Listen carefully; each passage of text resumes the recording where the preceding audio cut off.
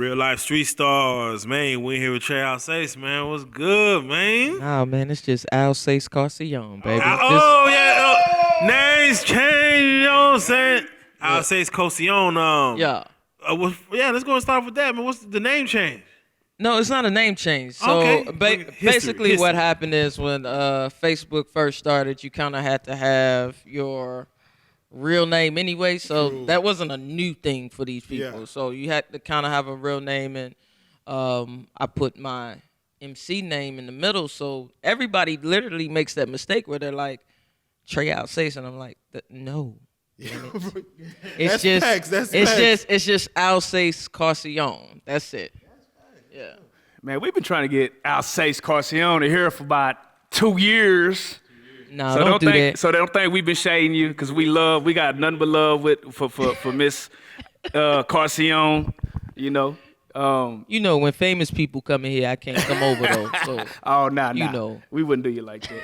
Man, but for those who don't know, tell them your story, your background, your roots, where you come from, and how you moved out here to Texas. Oh, okay. Long story short, I'm born and raised Portsmouth, Virginia. Loved it. Ended up doing some traveling, and a ex-girlfriend brought me here like 15 years ago. So shout out to her, because really, it's really no shade. Like, we are still cool. Hey, it just what's the pettiest thing that you took when you left the relationship? Pettiest. Everything. He's everything. I'm not even kidding. I took everything, but here's the thing. Here's the thing. Hey, one of my girls took like the spoons and knives. I'm like, you wrong. I think one of the pettiest things, not out of that relationship because we were literally cool, but one of the pettiest things I did take, I took like ex's like Aunt's China, and I did that on purpose because I was bro, like I knew she loved that. like I knew she loved it. I knew she loved it. So it was like, fuck it, you can't have this shit. It's crazy. It's a lot of people's story that are, hey, why, where you from, and they be in Dallas. It'd be either either baby mama, ex or something. So what keeps a person in Dallas after like the reason they got here dissolves? Ooh, well, I would say half of the reason why I stayed, because you got to keep in mind I was here 5 years by the time me and her dissolved. Okay. So I had already been working, had a good career going with Bank of America. So I ain't gonna leave my job, my money, because we over. Like, I can afford to keep living. So I stayed out here, and, my mom, before she got sick, she would come and visit me.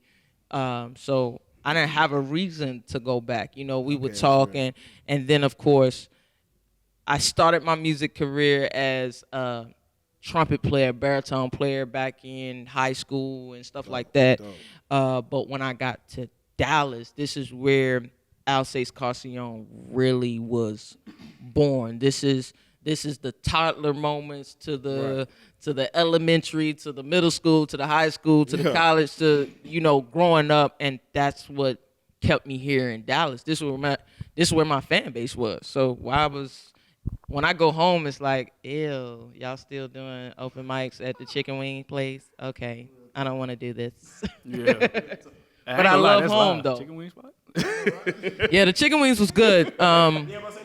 Yeah. But it was one of them things where I was going to have to start all over. And if I was going to start all over, I wanted to start all over in a city like LA or New York City or Miami or in Atlanta. So I stayed here because I just love Dallas. I love what it brought out of me. It made me be who I authentically was, because I started off trying to be like super Southern, but I just couldn't. I'm East Coast.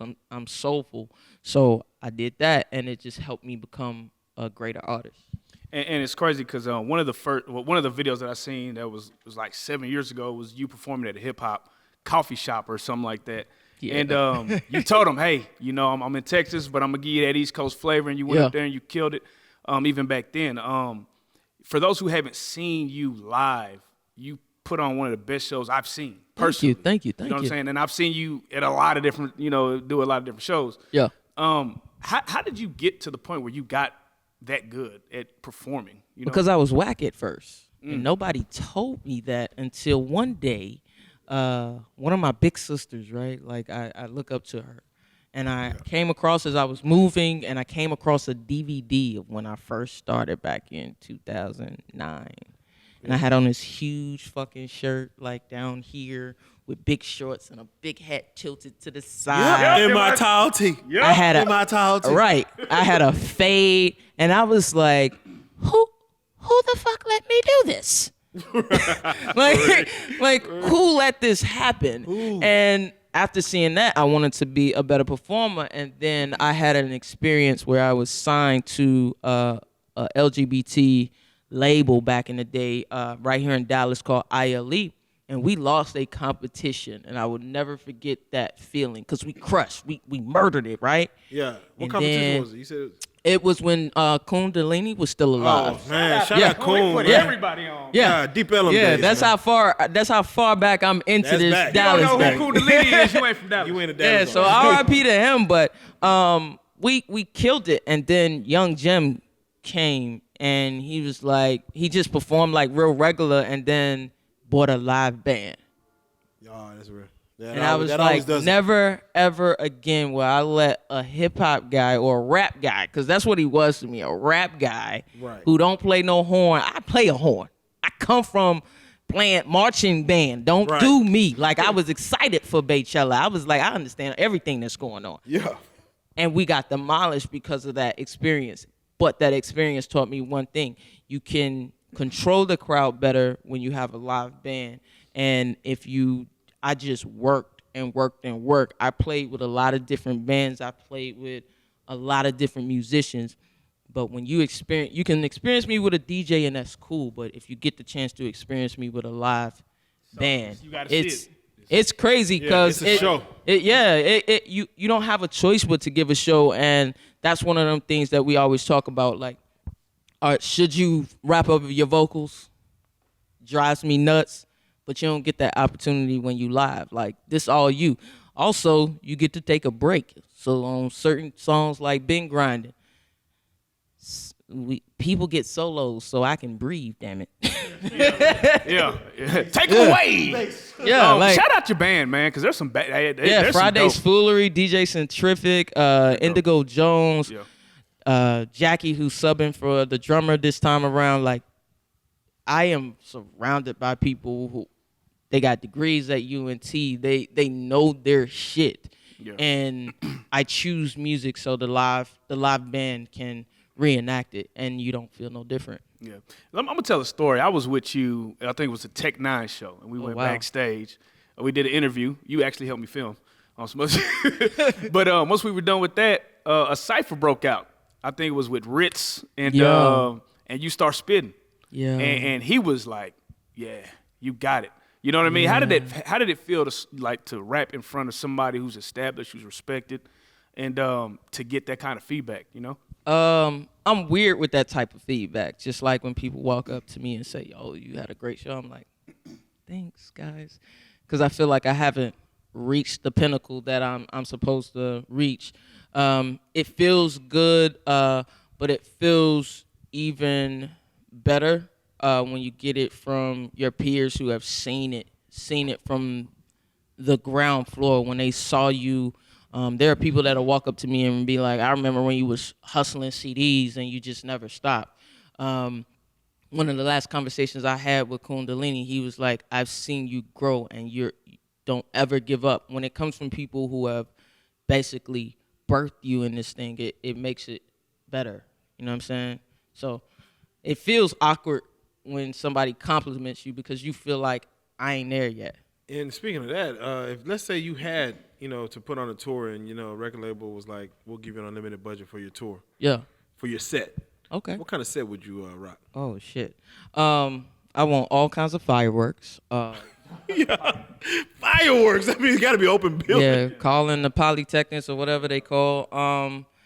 And I think it would just be a huge planning situation because what kind of show is that? Is that a 45-minute show? Is that a hour and a half show? Do I get like 7 horn players? Do I get to bring my band? What kind of visuals do we have? And I just had that experience recently where when you're in a venue And now they're asking you, well, what you want your light show you to look like? And you're like, He's like,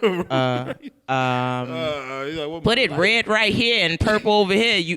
Now you're getting into another part of the game where now it's like, okay, I have to put together a show. So now that I got the live aspect of it, now I got to see what's going on in the back to keep you going. So I would just plan and hire, like, what's her name, Miss Gibson, and tell her to, like, teach me like a step or two or something. I want some sexy women behind me or something. We'll figure it out. But unlimited budget, I really want that for the album, videos, and touring. Yeah, like, take me on tour, pay for all that, make sure this shit is sold out. Let's put this back into marketing, man. Like, you can put it all in the show all day, but I want to get these bodies in the building, because at the end of the day, if you never see me or you never hear me, then I don't get a new fan. So put that shit in marketing right now. So, from songs like "Time Travel," which is the smooth, just real dope, you singing on there, to "Black America," the real social conscious. What can we expect on the new normal, the new album that you're dropping, which is your 4th debut album? Yeah. So this was once painful to create. A lot of people really don't know. Though I stayed busy last year with releasing videos, but last year was super hard. I wanted to, it's not that I wanted to give up on music, but I literally lost my sense of purpose. And when you lose people, like, we lost my grandmother first. Yeah. And I tell the story all the time. Like, I walked in the hospital, looked at my dad as he's walking towards me, the strongest man I know, tears in his eyes. Grandma leaves this planet. Like, I was in the room. That's hard. Then, literally the next week, me and my little brother walk into the same hospital, the same hallway. We're looking at my stepdad, and they're like, your mama got to talk to you, because she requested all 3 of us, which is me and my 2 little brothers. And then 2 weeks later, not even maybe, so from my grandma's death to my mom's death, it was literally almost 3 weeks to the day by 4 hours. That's a lot to take in. And when you take it in, and you're talking about, I was in a place where I helped my dad plan my grandma's funeral, and then I'm listening to my mom, because a lot of us we're not gonna get that opportunity to plan how we walk out of here. You know what I'm saying? Yeah. And she had 2 weeks to plan it before God literally silenced her voice. Like, I can remember her talking, and then it just gradually went away. I got off the plane on March 9th, got back here, recorded a song, went to the barbershop, and my mother was gone. So you think you can just go on autopilot. You think you can make music. You think you are the same. You are never, ever the same.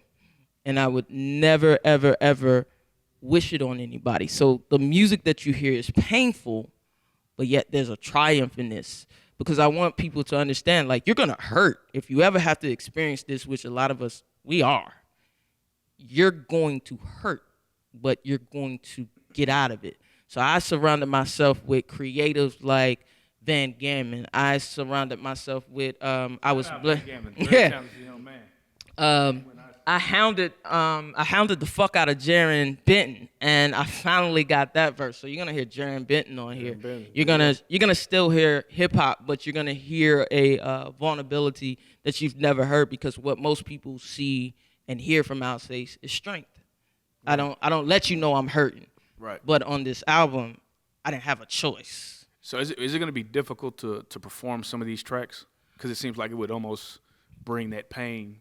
You still morph. I still morph into who Alsace Carcione is. So I'll have a moment, and my band understands that. That's another good thing about playing with a band. Right. They understand that if I had that moment, y'all keep doing what y'all do so I can have my moment. We were going to, I wanted to stop performing the song for my mother, but it's like so many people walk up to me and say, I'm going through that right now. My dad's, losing his life to cancer, or my grandma's going through cancer. So I kept the song in the set because I asked God to have mercy on my mother, but you have to realize that sometimes the mercy is just taking them out of here so they won't feel the pain. So I keep it in there to heal somebody else, and that's the most important thing. So you'll still get the gritty me, you'll still get the bars, but I had to be a little bit more emotional, and you got to allow yourself to feel everything that you're feeling, from anger to hurt to happiness, you know what I'm saying? So that's what you're going to get on this album. It's a complex theme of emotions, but it's my new normal that I live every day. Yeah, I was gonna ask you why'd you go with the name New Normal, and also why did 420 is going to be the day for releasing? Did you pick that day for a certain reason? Or? I did not pick that day on purpose. Not pick that day. You a smoker or something? I'm not a smoker. Get high I and like listen to edibles. I like edibles, You gotta watch them goddammit. edibles. But I didn't pick that day on purpose. It's just how the dates fell. And new normal, I usually choose these crazy ass words like embryonic paradigm and cryptic conundrum, and I have people going, what the fuck does that mean? Yeah. I don't know, get a dictionary, because I don't want to have to keep explaining it, you know what I mean? So new normal, I could have created some cryptic way to say it, but I just wanted to be normal for a second. So yeah. What is your favorite track on this project? I would say Born Legend and Black Radio are two of my favorites. Okay. I got to give you two. Born Legend because it's the rawest testimony I can give you about what I went through and get through it all in one swell swoop. And then Black Radio, I finally got to work with No Shame.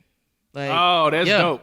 Yeah. So No shame. yeah, No Shame. And The boy's talented, man. yeah, and he just came in there. I had a hook idea, and it's an old school radio, because I love 90s R&B.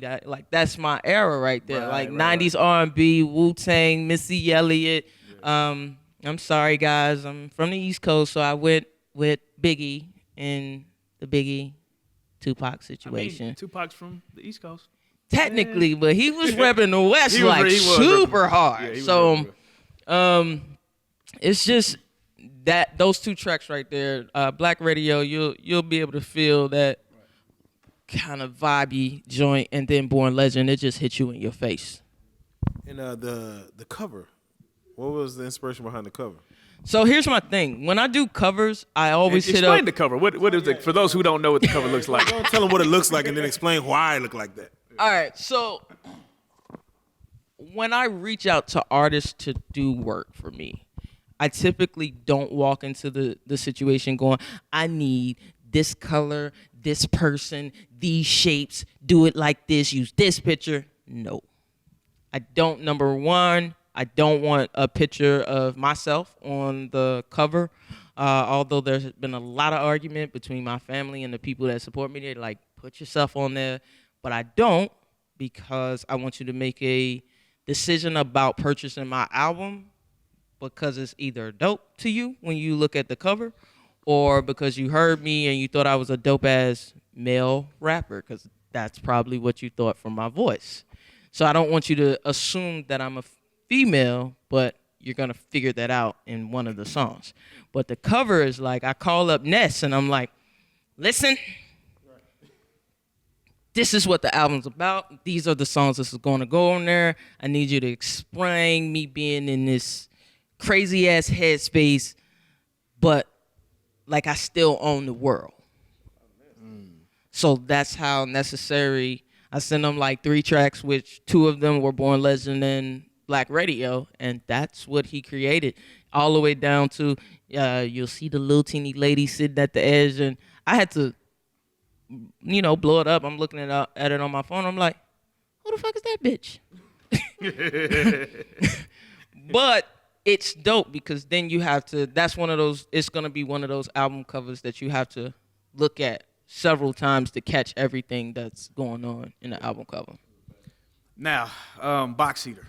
Is this your apparel? It is not. Shout out to Stuzo Clothing. Yeah, So they are 2 aggressive women. They are and they are of course a part of the LGBTQ community. IA, however many letters we at this point. And I went to LA and I wanted to support them. So when I seen this shirt, which I also have a second shirt, it's black with the box eater. It's not to say that I'm a box eater. I typically devour whatever is on my table, but it is what it is. Hey. So I rep this, and shout out to Misha. When she saw me come home earlier, she said I look like a soccer dad in this shirt. So I don't know how to feel about that. Yeah, I don't know that. But yeah, Sounds like so shots fired. I support my LGBT community. Even though if you notice, I've been over here in the straight world for so long, I ain't forgot who I am. Like it's just I don't never like y'all to know who I'm fucking with. It's just kind of what it is. So speaking of that, in Dallas, there's been a lot of allegations going on. Yeah, A lot of misconduct. Have you personally been either seen or been involved in where you felt like somebody came at you inappropriate? Oh yeah. Okay, how do you handle these type of situations? For me, it happened when I was in the military. So you really didn't have a choice in how it went down. So you can stand up for yourself or not. So you stand up for yourself, but I do understand where women come from when they don't come forward because look at how we are literally approached. So I understand that it's a double-edged sword because the woman who has cried wolf so many times gives it a bad name, but this woman who finally says, this is what happened to me. I didn't come forward because this man was, pressuring me or I was afraid. It makes it more difficult. And I have women in my circle where if they share their stories, like the shit is like mad fucked up. Are you shocked at some of the names that are being thrown around from the Dallas scene? Yeah, I was shocked, but you can't put it past anybody. Everybody has a past and everybody has secrets in their closet. Do you think more stuff is coming out? Probably. It's kind of like when it rains, it pours. It's just like what happened to everybody else in the scene. But at this point, it's time out for that. It's time out for I have to fuck you to get studio time, or I have to let you flirt with me to get a beat, or I have to let you make passes at my girl for you to put me on this show. It's time out for that. Like, and by the way, that doesn't happen for me. I will shut you the fuck down. Right. I was gonna say, yeah. I mean, you might have seen it though. But here's the thing. One thing that I do remind aggressive females, even myself. So a lot of the stories that's gonna come out are from feminine side women or feminine women. Right. But aggressive women have to realize at the end of the day, you still a woman and you can be overpowered. And there are a lot of stories that come out where men have a vendetta against who you are. So those stories may never be heard because not only does it make me look bad as an aggressive woman, right, but then it makes me appear even weaker. You know what I'm saying? So it's a lot of things that are not going to come out, but I wish they would because at some point, like I want men to be kings. Be the king that you are, but understand you are nothing without your queen, regardless. So when you see the timeout and the Me Too campaigns, and like you said, that women that there's things like this in the game. As far as you being in the game, you being behind the scenes with the Me Too's that and I'm just going off of thinking of like Russell Simmons and things like that, where they're in a misogynistic, I guess you say, industry. Do you feel like some of it? Do you put all blame on men, or do you think? I think you just no. And like I said, it's a double-edged sword. Like, my mother would tell me all the time, "Don't put yourself in that position." You know what I'm saying? Don't you put yourself before. These are the talks that she had to have with me growing up as a girl. If you out there drinking with this man, and the man's supposed to let no means no, but if he already got his dick in you, now you're like, no. You put yourself in a situation that could potentially be harmful, and now he's not understanding that your no is a solid no. Right. I think that women need to be honest with themselves. We have become very, very promiscuous. We've become very free as we're trying to be sexually free and man, all it's this getting stuff right crazy out there. here. It's getting crazy out here. But we have to value ourselves as women, so we know how to act in all situations. If you respect yourself, you demand respect before it even comes out of your mouth. Did you watch the female that was the Pox rape accuser? I haven't. You haven't watched? Okay, I don't want to ask you. I've watched a lot of the accusers, and the thing that you don't want to get caught up in it is victim shaming. Right. Because if I say that your story is not true, I don't believe you. Like, if the allegation is there, it has to be brought up. But there are some allegations that have been there, and they turned out to be a lie, and that's also a problem. And that's the worst. Back to the rap. As a curiosity, as a fan of lyrical spitters, and I know that you are. When you see this whole Cardi B versus Nicki Minaj thing, I knew you was gonna ask me that. I mean, I gotta get your opinion on it, because it comes down to a team of writers to someone saying I write my own bars, and I go, who do you lean towards in that as far as what you do? You know, you get greasy with it. So First of all, this is where it's interesting for Alsace. I love Cardi B's story. I really do. a lot of people do. When I saw the night before her album dropped that she was already like at 500,000 expected. Yeah. I went and bought the album on purpose. I don't have to. Right. I got Spotify, I got Apple Music. I don't have to. But the notion, and it makes me sick to my stomach, that we can't have several queens. We can't have a Nicki Minaj. We can't have Rhapsody. We can't have Lauryn Hill. We can't have Cardi B, all in top positions in their genre of hip hop. We do for males. Ain't nobody going, oh well, I like Jay-Z. I like Jay-Z, but I don't like the Migos. But let's be clear on something. When I want to turn up, I'm not gonna turn on Mos Def. I'm gonna turn on the Migos. And when I want to, as far as Nicki Minaj is concerned, let her do her thing, but let Cardi B win, let Rhapsody win, so that more of us can win. I don't see why we're pigeonholed in the circle. Now, as far as if you write your own shit, if you don't write your own shit, we want you to write your own shit, but at the end of the day, I also want to be a writer.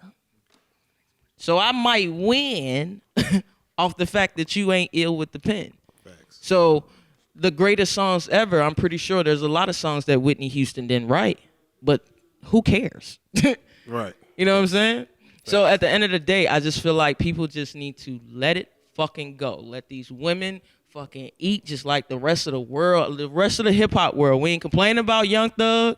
We ain't complaining about Migos. We not complaining about Jay-Z. We not complaining about Tech Nine, and all of them are kings in their realm of hip hop. So let us have the queens in their realm of hip hop. Now, Cardi B, will I go to her for thoroughness and uplifting of my mental state?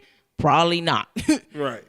But when I wanna feel ratchet, I'ma turn on Drip Drip. I don't know what she said. I'm not sure. I'm not sure. But when I want to go back to that, you got to keep in mind I'm a Missy fan, and when you go back to those lyrics, they were clever, but they weren't super lyrical. Yeah, she didn't blow your mind like a Lauryn Hill, but we had Lauryn Hill, we had Missy, we had Eve, we had Foxy, we had all of these greats, and we can't do that now. We want to complain. Like, It's true. let us make our shit. We probably gonna make something great. I know we are. That's true. And on that note, that two-part question real quick. Okay. Who do you feel is the top, let's say, 3 other female MCs out of Dallas?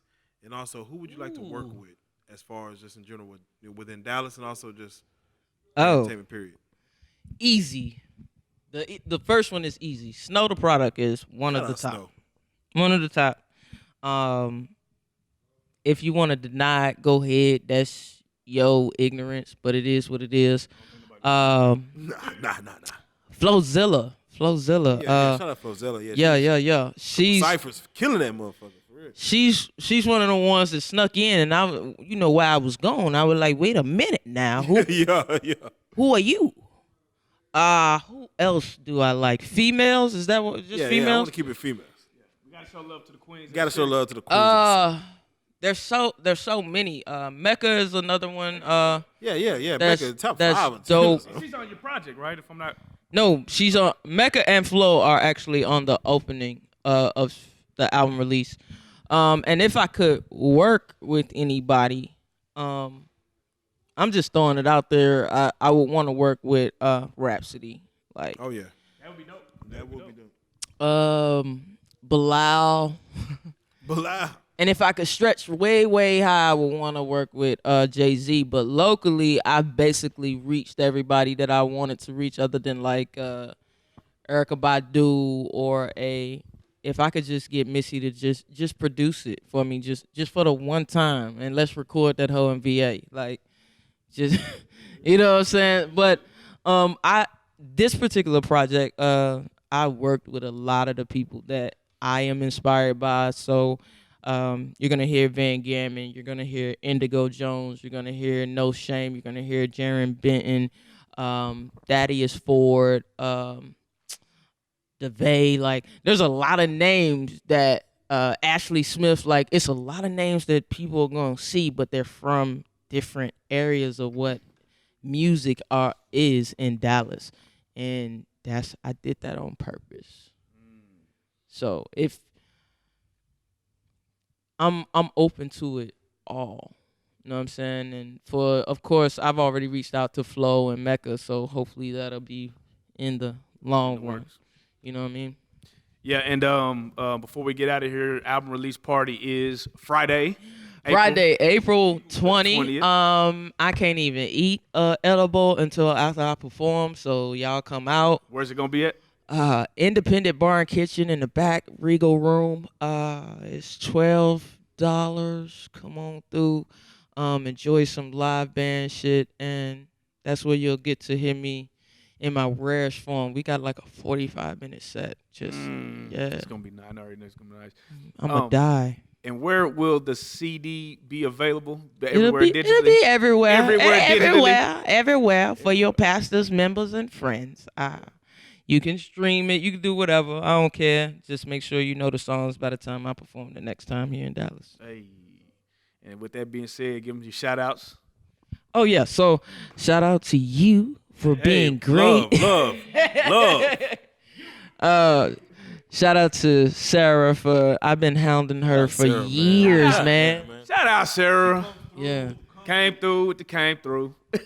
She know I've been working like a Hebrew slave, and she's like, I'm sick of you and your schedule, but we gonna make this happen. Right. Shout out to Hunter. Y'all might have a surprise coming from that. Shout out to my dad for being super amazing. My mom put the root on him before she left this earth and said, take care of her kids. And that's exactly what he been doing. He was doing that before. Shout out to my stepfather, Misha, every hip-hop person that I can think of. And if I don't say your name, my bad. And also, shout out to anybody out there that wants to be an MC, that wants to play an instrument, that wants to paint, that wants to do whatever. Go do that shit. You no longer have to do what the world told you to do, which is go to school, go get a job. Now, make your dream come true. Live that shit. Continue to be with the ordinary fear. And if you want to be a box eater, do it good. Wipe your mouth after you're done. Sounds like she got a Me Too movement coming on her. Live your best life. Live your best life. Live it. Live it. Go ahead and give them your social medias for them to follow. You know they gonna hop in them DMs. Please don't hop in my DMs. I don't. Please keep it. I don't want to die. Okay. All All right. So the Alsace, TheAlsace. You can find me anywhere. Just the Alsace is everything. Instagram, Snapchat, Facebook, Twitter. And if you YouTube or Google Alsace Carcione, I guarantee you will not find another one. Carcione is spelled Carcione. Check that out. Check all the videos out. And some random shit will pop up. Just look at it all. real talk. There you go. You have it, man. 420, New World dropping, man. We're going to have a show at the Regal Room. Make sure y'all pull up. Yeah. Alsace Carcione, you finally made it to the couch. We appreciate you. Had a good time. Whatever. Sarah, the only one that could bring her Hollywood butt in. No. Because you was like, you had famous people in the building. I couldn't come that week. So I was trying to come. And then it was some more famous people. And I couldn't come that week. So I was like, damn, I thought I was famous. If you don't have the script, if you don't have the text messages, it's false. Don't get bougie on us and act like you can't come back to this motherfucker when you blow up. You know what I'm saying? I'm going to come. We're going to check you on that. For real. Hey, man, I am going to be the most down-to-earth person. I just probably ain't going to let y'all walk on my floors. All red Skittles, don't believe. Yeah, we got some all red Skittles to the left. She ain't. Shit. Man. I appreciate y'all having me on here. I've been trying to get up here, so it's good. Real shit, man. Real life 3 stars, man. Alsace Carcione, man. We salute, man, for real. Hey.